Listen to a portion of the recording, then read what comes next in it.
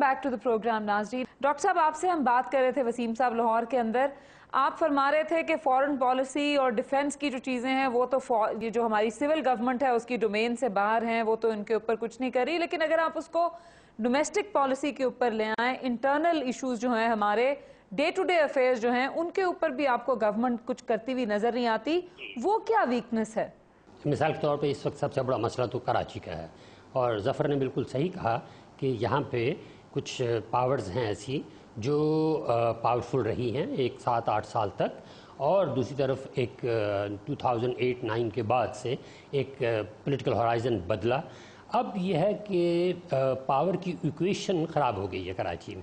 There needs to be an ethnic bargain. वो ethnic bargain जो है वो 3-4 जो क्लेमेंट्स हैं, स्टेक होल्डर्स हैं, एथनिक कम्युनिटीज़ हैं, उनके अंदर जब तक वो एथनिक बार्गेन नहीं होगा उस वक्त तक प्रॉब्ली ये होता रहेगा जो कुछ हम देख रहे हैं। तो ये तो प्रॉक्सी वॉर है जो हम सड़कों पे देखते हैं। आफ्टर ऑल इस गवर्नमेंट को भी इन रियलिटीज़ का इतना ही मालूम है जितना आप फरमा रहे हैं। इनका कंसेंसस बिल्डिंग का रोल ना आपको कराची में नजर आता है, मामलात खराब से खराब होते जा रहे हैं, ना आपको बलूचिस्तान के अंदर किसी सियासी गवर्नमेंट का हीलिंग टच नजर आ रहा है। सो ये हो क्या रहा है इस मुल्क के अंदर? There is a deficit of implementation. अब ये क्यों होता है? मिसाल के तौर पर यही कि पॉलिटिकल गवर्नमेंट जो है इस्लामाबाद में बैठी हुई और सिंध में, उसके सारे ओवर्चर्स अब तक वो एक तरह से वो फ्लाउंट किए गए। उनको पता है क्योंकि MQM की एक सियासत है जो उनकी एक पावर है जो अनफॉर्चुनेटली स्टेट में रिफ्लेक्ट नहीं करती, क्योंकि वो जी सिंध की गवर्नमेंट नहीं बना सकते क्योंकि वो माइनॉरिटी हैं सिंध के हवाले से, लेकिन वो कराची को कंट्रोल करते हैं। अब ये एक तज़ाद है, कराची शहर उनके एक तरह से हल्का असर में है, लेकिन हुकूमत सिंध नहीं है और ना कभी होगी शायद मुस्तकबिल करीब में। अब इस मसले का हल क्या किया जाए?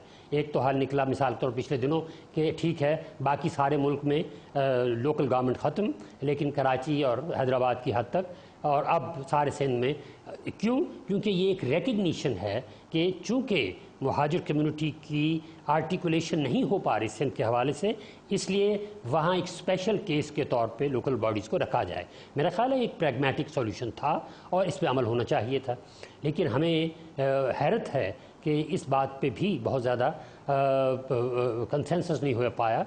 अब इसमें मेरा ख्याल है ये ताली जो है कई हाथों से बजे, 2 हाथों से बजेगी। तो प्रोटैगनिस्ट हैं, एंटेगनिस्ट हैं। मेरा ख्याल है कि इसमें इस वक्त पीपल्स पार्टी और MQM को main contenders, main stakeholders के हिसाब से करीब आना पड़ेगा, क्योंकि उसके बाद जो बड़ी मेन स्ट्रीम पार्टी है मिसाल के तौर पर PMLN, उसका सिंध में कोई प्रेजेंस ही नहीं है। इसलिए मेरा ख्याल है कि these two parties have to come to close to each other. और ANP की जो एक कांस्टेंट ये बात है कि फ़ौज को लाएं, वो बहुत ही एक तरह से इरिटेटिंग है इस वक्त। वो इसलिए कि एक इनसिक्योरिटी से बोल रहे हैं, वो सिस्टम की मदद से और सिस्टम के अंदर से ऑपरेट नहीं कर रहे हैं। जसपाल साहब, सियासी जमातें, कराची के बारे में तो ये कहा जा रहा है कि एक टफ वॉर चल रही है वहाँ पे मुस्तकिल, कभी वो 100 बंदे मर जाते हैं, फिर आपको लगता है कि कोई थोड़ी सी मूवमेंट फॉरवर्ड हुई है। क्यों ऐसी सियासी जमातों के झंझट में पड़े अवाम जो कि अपनी टर्फ वॉर के लिए अवाम की जानों की कुर्बानी दे रहे हैं और किसी जगह पे आपको मसलों का हल नजर नहीं आ रहा? जिस वक्त भी मिलिट्री इंटरवेंशन होती है इस मुल्क में, हमारे पास 3 से 4 बहुत ही एग्जाम्पल्स हैं, उस वक्त अवाम जो वेलकम करती है। आप किसी भी मिलिट्री रजीम के इंटरवेंशन देख लें, मुशर्रफ का, ज़िया का, अयूब का, उस वक्त स्वीट्स डिस्ट्रीब्यूट होती है। ठीक है, हम ये कह सकते हैं कि शहरों में इंटेलिजेंस एजेंसी ने डिस्ट्रीब्यूट कराएं, बट प्रैक्टिकली भी लोग एक रिलीफ फील करते हैं, या कुछ segments of the society relief feel करते हैं। तो उसकी वजह यही है कि पॉलिटिकल पार्टी में ट्रस्ट नहीं है।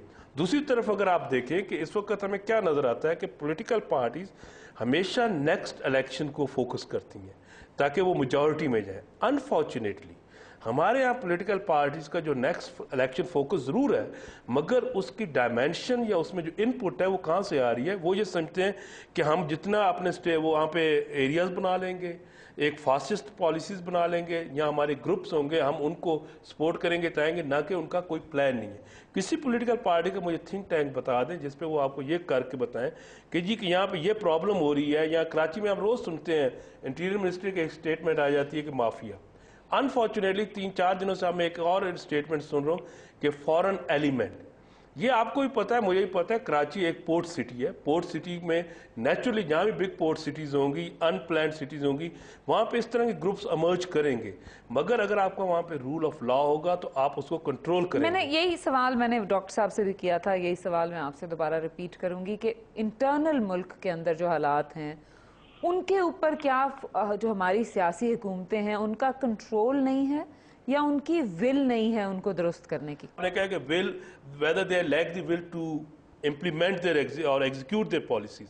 कराची में उनकी विल भी नहीं है। अगर विल तो होती, विल भी नहीं है और एबिलिटी भी नहीं है कराची के अंदर मसाइल को हल करने की। नाज़रीन, हम बात कर रहे हैं कि पाकिस्तान के मसाइल का हल अगर जमहूरियत नहीं है तो फिर क्या है। इसी के ऊपर हम गुफ्तगू जारी रखेंगे एक ब्रेक के बाद।